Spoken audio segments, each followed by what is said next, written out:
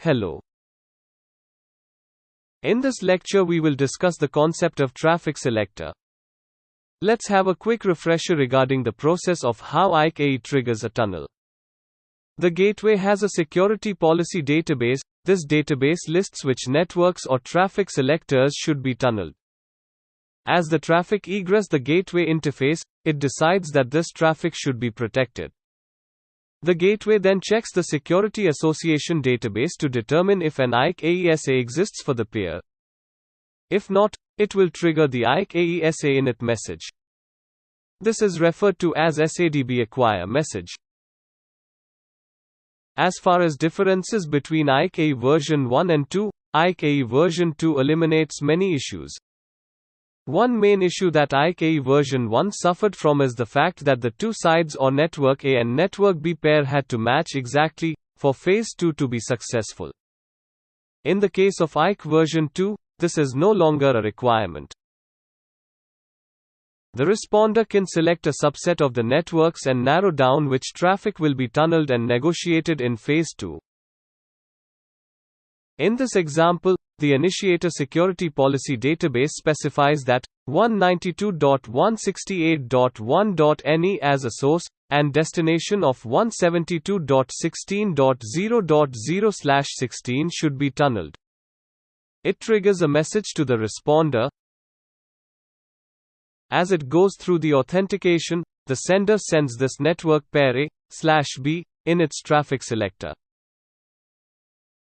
However, the responder has only source of 192.168.1.5 to 172.16.0.0/16. It will respond back to the initiator with traffic selector initiator as 192.168.1.5 and traffic selector responder is 172.16.0.0/16. There could be multiple potential negotiation scenarios. First case is if both the initiator and the responder traffic selectors match exactly. In this case, there is no issue. On the other hand, the responder might have a specific deny in the SPD for one of the traffic selectors the initiator suggested. This would result in a notify message of TS unacceptable, letting the initiator know that this is not accepted by policy. Another scenario is when the two sides have multiple possible matches, meaning that there is potential of additional traffic selectors. For example, if the initiator has 192.168.1.0 as traffic selector initiator, and the responder has 192.168.1.5 and .6 as traffic selector initiator. In this case, it will send the traffic selector with a message letting the other side know that additional traffic selectors are possible.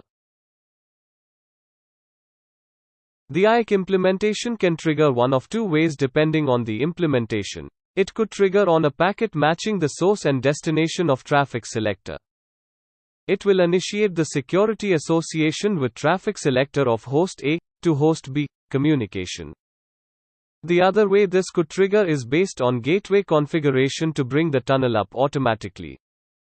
To avoid multiple traffic selector pairs negotiation, the responder might send a notify message of single pair required.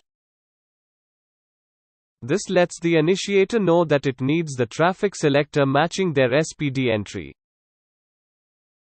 Okay, it might be a little bit confusing, but with the examples it will make sense. See you in the next lecture.